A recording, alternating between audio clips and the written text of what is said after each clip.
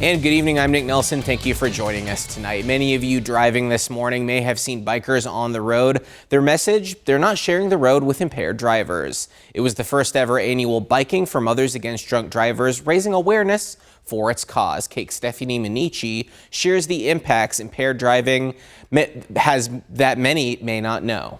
My daughter's boyfriend ended up dying from his injuries, and my daughter was in critical condition, and I was in serious condition. 2.5 years ago, a man driving 3 times past the legal limit hit Sherry Thomas and her family head on. She says this moment changed her life forever. Physically, mentally, financially. Some days mentally I do real well. Other times I am crying in the shower at night. Thomas is one of so many with the same story.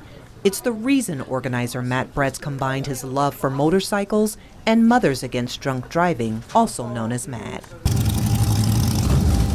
Bikers rode around Wichita Saturday to different locations in support of the cause. Brett says each year in the United States, more than 13,000 Americans are killed by drunk drivers. That means 13,000 families that aren't going to get to spend Christmas or the holidays with their loved ones, plus the hundreds of thousands of other people who are injured.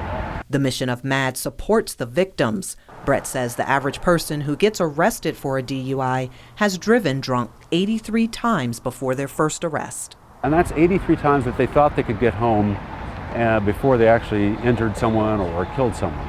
MADD program manager Megan Coker says there's no reason for people to drive drunk. Uber, Lyft, have a plan. Use that last drink to Uber home.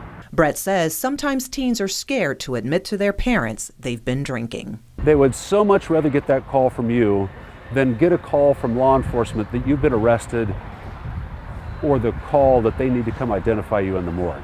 Stephanie Maniche, KAKE News on your side.